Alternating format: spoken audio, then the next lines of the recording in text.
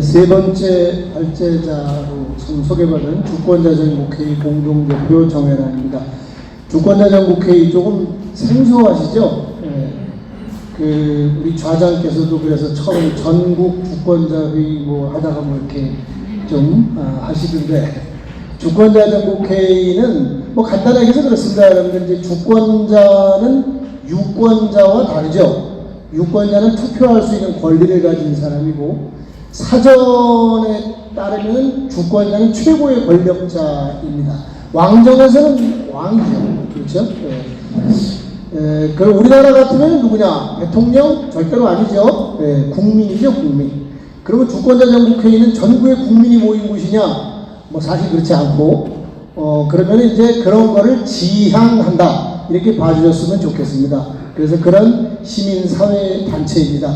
뭐, 얘기 나온 김에 그냥 말씀드려보면, 주권자정국회의는 그 전신이 민주주의 국민행동이라고 해서요, 저희들의 그 고문이나 대표님은 여러분들 아시는 분들 많습니다. 뭐 예를 들면 뭐 함세용 신부님, 뭐 이부영 의장님 이런 분들이 촛불행동, 촛불혁명 때 그 촛불 그 항쟁을 제안한 5개 단체 중에 하나였습니다.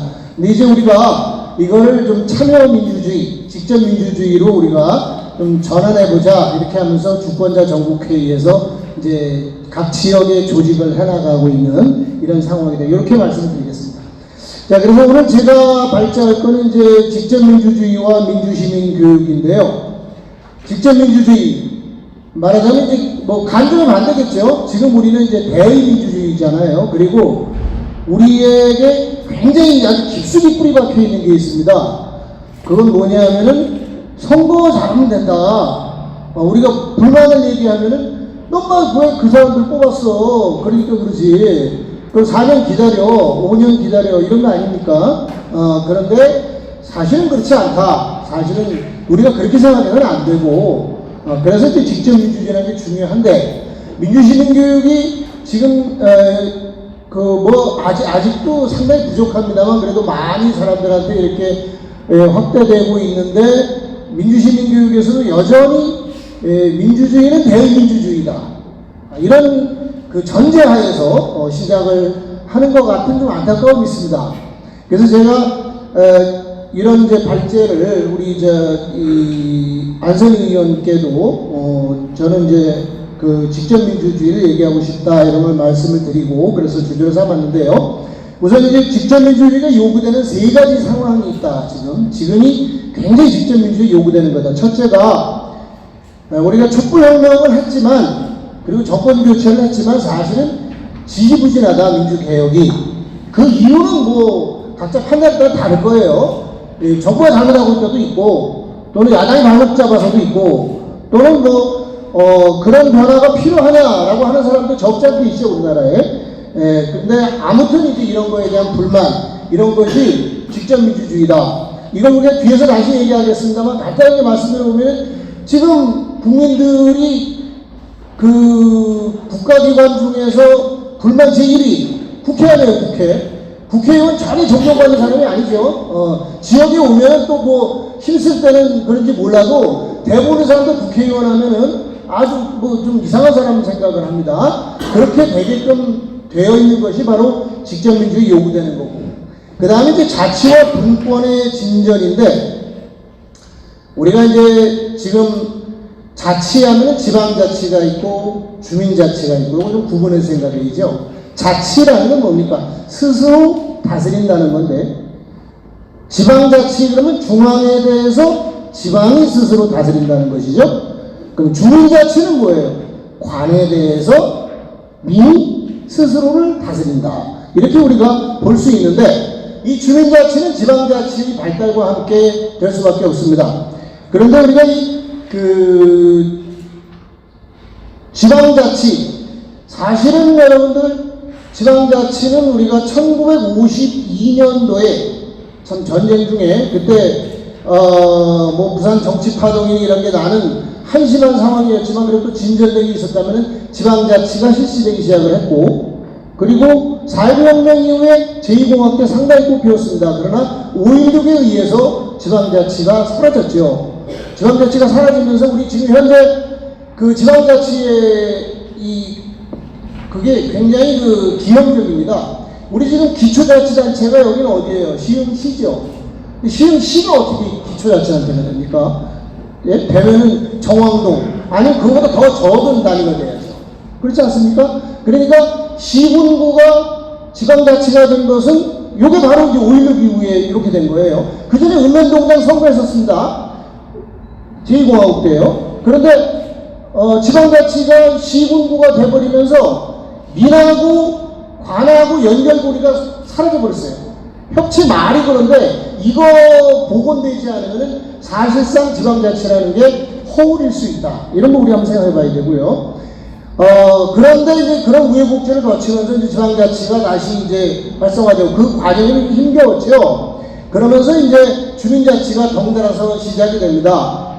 그게 이제 1997년도에 이제 우리가 주민자치위원회 그렇게 시작이 되면서 그러면서 이제 2000년도 이후 이렇게 들어가면서 행정안전부의 이제 지방자치회로의 전환 그리고 서울형 주민자치 요게 이제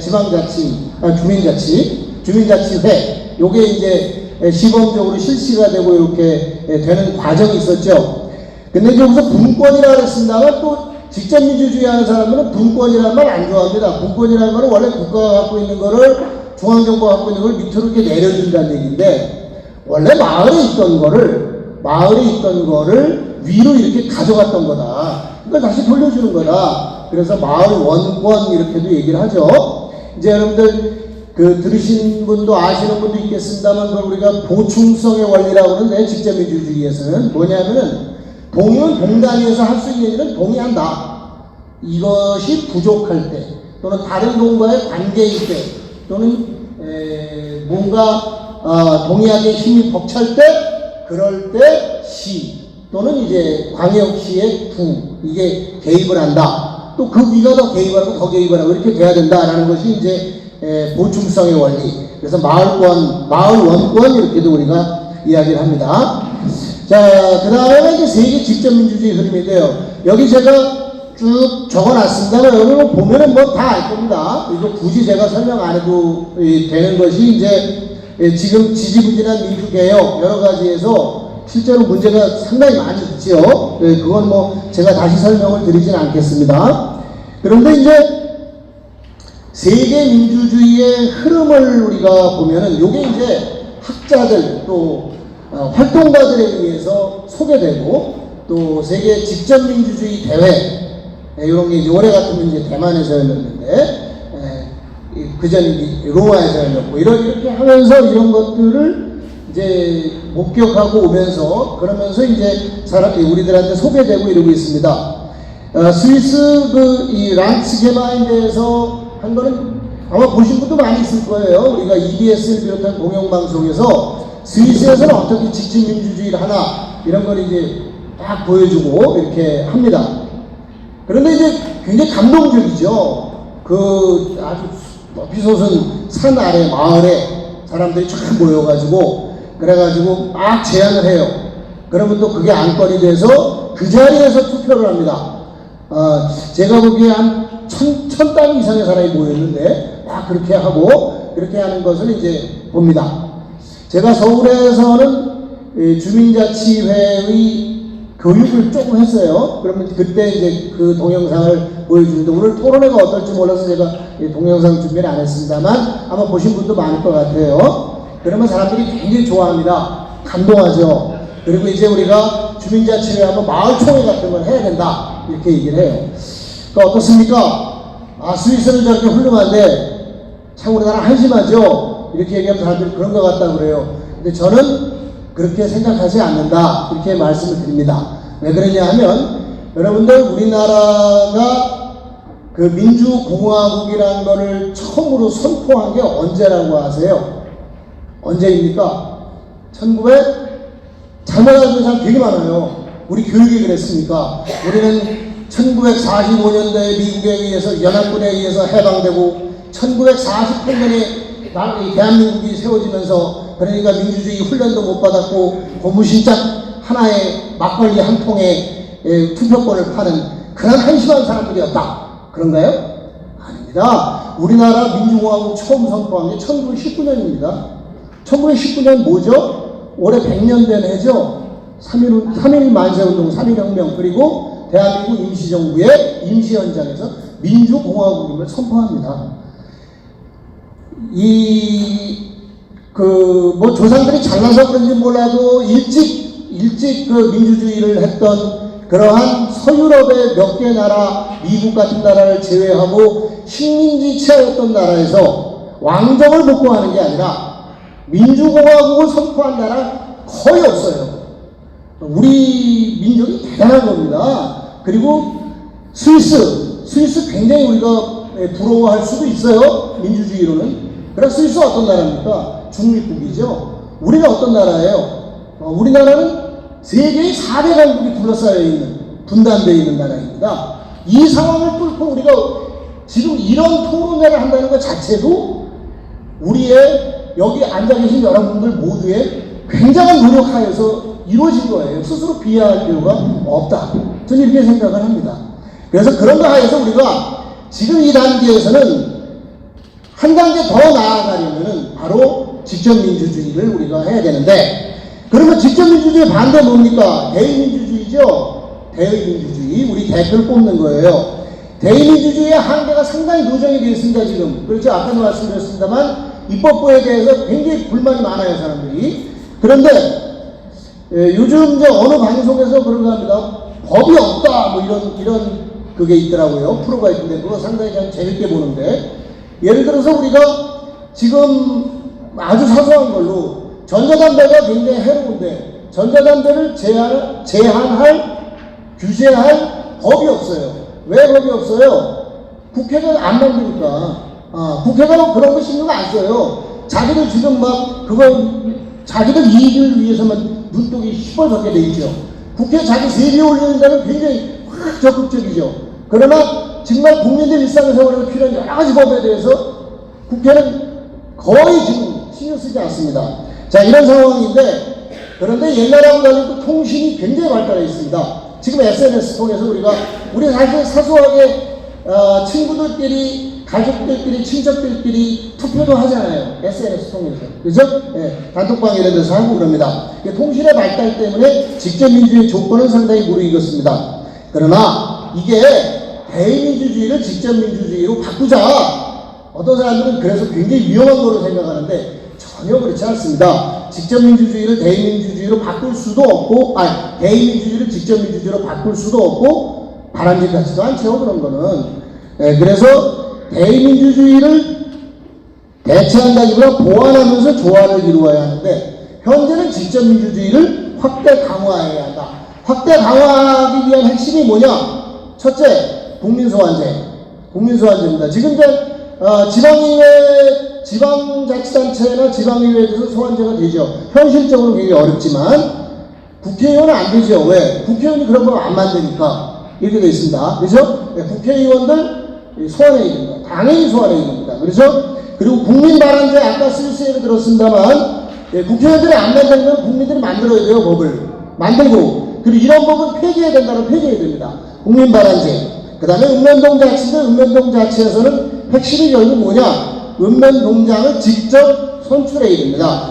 그리고 마을 기금은 마을에서 쓸 수 있도록 이렇게 되어야 한다, 이겁니다. 그래서 제도개혁이 필요하다, 이런 것이 필요해야 되는데, 그러기 위해서 저는 지금 같은 때 자치분권 흐름이 실제화되고, 그리고 민회 같은 조직이 건설돼야 한다, 이렇게 생각을 합니다. 그 민회는 뭘 하느냐? 바로 민주주의 세력의 힘의 조직적 구현이고, 직접민주주의 실질적 출연체고, 생활정치 조직이고, 회의체, 학습위장, 단련회장, 행동회장, 이런데, 자, 그러면 민회와 주민자치회는 어떤 관계를 갖느냐? 주민자치회는 지금 확산될 겁니다. 거의 틀림없이요. 그죠? 네. 서울 같으면 이제 2020년대에 전부 다 하겠다라는 걸로 이렇게 되어 있습니다. 그런데 주민자치회가 그대로 민회가 될 수도 있다고 생각을 해요.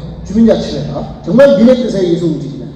그렇지 못한 경우가 있죠. 그렇지 못한 경우에는 민회가 주민자치회를 견제하고 압력을 넣고 하는 걸로 되어야 한다. 그런데 그러기 위해서 또 언론이나 교육 등이 개혁되는 것이 필요하다. 이런 과정에서 교육에서 민주시민교육, 직접 민주주의를 교육하고 이것이 확산될 수 있게, 확대 강화될 수 있게 하는 이런 것들이 필요하다. 자, 그래서 이제 마지막입니다. 민주시민 교육 조례를 통해서 민주시민 교육에 대한 지방자치의 확보한 의지가 지금 표명이 되어 있습니다. 아까 교수님 말씀하셨듯이 뭐 국회 같은 데서는 제대로 처리도 안 되고 있는데 지방자치는 그런데 일부 지방자치단체의 경기도 같은 경우에서는 부결도 됐습니다.